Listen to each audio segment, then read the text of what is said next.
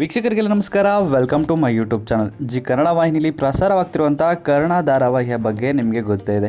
ಇನ್ನು ಕರ್ಣ ಧಾರಾವಾಹಿಯಲ್ಲಿ ಕತೆ ಯಾವ ರೀತಿ ಸಾಗ್ತಾ ಇದೆ ಅಂತಲೂ ಕೂಡ ನಿಮಗೆ ಗೊತ್ತೇ ಇದೆ.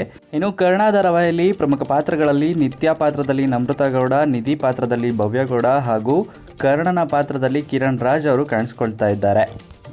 ಇನ್ನು ಕರ್ಣ ಧಾರಾವಾಹಿಯಲ್ಲಿ ಕರ್ಣ ಮತ್ತು ನಿಧಿ ಮದುವೆ ಆದಮೇಲೆ ನಿತ್ಯಾಳ ಪಾತ್ರವನ್ನು ಅಂತ್ಯ ಮಾಡಲಾಗಿದೆ ಎಂದು ಹೇಳಲಾಗಿತ್ತು. ಆದರೆ ಈಗ ಕರ್ಣ ಧಾರಾವಾಹಿಯಲ್ಲಿ ಮತ್ತೊಂದು ಟ್ವಿಸ್ಟ್ ಅಂತಲೇ ಹೇಳ್ಬೋದು.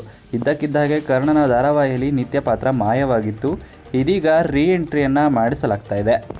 ಹೌದು, ಕರ್ಣ ಧಾರಾವಾಹಿಯಲ್ಲಿ ನಿತ್ಯ ಪಾತ್ರ ಕಾಣೆಯಾದಾಗ ನಿತ್ಯ ಪಾತ್ರ ಬೇಕಿತ್ತು, ನಿತ್ಯ ಇರಬೇಕಿತ್ತು ಎಂದು ಹಲವು ಕಮೆಂಟ್ಗಳನ್ನ ಮಾಡ್ತಾ ಇದ್ರು. ಅದೇ ರೀತಿ ಈಗ ನಿತ್ಯ ಇದ್ದಕ್ಕಿದ್ದಾಗೆ ಸೀರಿಯಲ್ನಲ್ಲಿ ಎಂಟ್ರಿ ಕೊಡುವಂತಹ ಸಾಧ್ಯತೆ ತುಂಬಾ ಇದೆ. ಹೌದು, ಕರ್ಣ ಧಾರಾವಾಹಿಯಲ್ಲಿ ನಿತ್ಯ ಪಾತ್ರದಲ್ಲಿ ನಮ್ರತಾ ಗೌಡ ಅವರು ಒಳ್ಳೆಯ ನಟನೆಯ ಮೂಲಕ ಕಾಣಿಸಿಕೊಂಡಿದ್ದರು. ನಿತ್ಯ ಪಾತ್ರ ಅಂತ್ಯವಾಯಿತು ಅಂತ ವೀಕ್ಷಕರು ಕೂಡ ಬೇಸರವನ್ನು ಮಾಡಿಕೊಂಡಿದ್ದರು. ಹಾಗೆ ಕೆಲವೊಂದು ಕಮೆಂಟ್ಗಳಲ್ಲಿ ನಿತ್ಯ ಪಾತ್ರ ಇರಬೇಕಿತ್ತು ಅಂತ ತಮ್ಮ ಅಭಿಮಾನವನ್ನು ಹೊರಹಾಕಿದರು. ಆದರೆ ಇದೀಗ ಕರ್ಣ ಧಾರಾವಾಹಿಗೆ ನಮ್ರತಾ ಗೌಡ ಅವರು ಮತ್ತೊಮ್ಮೆ ಎಂಟ್ರಿಯನ್ನು ಕೊಡ್ತಾ ಇದ್ದಾರೆ. ನಿಧಿಯ ಅಕ್ಕನ ಪಾತ್ರದಲ್ಲಿ ಕಾಣಿಸಿಕೊಂಡಿದ್ದಂಥ ನಿತ್ಯ ಅವರು ಈಗ ಮತ್ತೊಮ್ಮೆ ಕರ್ಣ ಧಾರಾವಾಹಿಗೆ ಕಮ್ಬ್ಯಾಕ್ ಮಾಡ್ತಾ ಇದ್ದಾರೆ. ಇದು ಅಭಿಮಾನಿಗಳು ಖುಷಿ ಪಡುವಂಥ ವಿಷಯ. ಅದಕ್ಕಾಗಿಯೇ ನಮ್ರತಾ ಅವರು ಸೋಷಿಯಲ್ ಮೀಡಿಯಾದಲ್ಲಿ ಎಲ್ಲೂ ಕೂಡ ಕರ್ಣ ಧಾರಾವಾಹಿಯಿಂದ ಹೊರ ಬಂದಿರೋದ್ರ ಬಗ್ಗೆ ಮಾಹಿತಿಯನ್ನು ಕೊಟ್ಟಿರಲಿಲ್ಲ.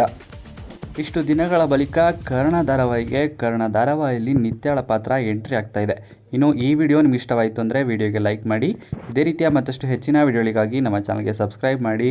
ಹಾಗೆ ಕರ್ಣ ಧಾರಾವಾಹಿಯಲ್ಲಿ ನಿತ್ಯ ಪಾತ್ರ ಎಂಟ್ರಿ ಆಗ್ತಿರೋದ್ರ ಬಗ್ಗೆ, ಹಾಗೆಯೇ ನೀವು ಕೂಡ ನಿತ್ಯ ಪಾತ್ರವನ್ನು ಮಿಸ್ ಮಾಡ್ಕೊಂಡಿದ್ರೆ ನಿಮ್ಮ ಅನಿಸಿಕೆಯನ್ನು ಕಮೆಂಟ್ ಮೂಲಕ ಕಮೆಂಟ್ ಮಾಡಿ ತಿಳಿಸಿ.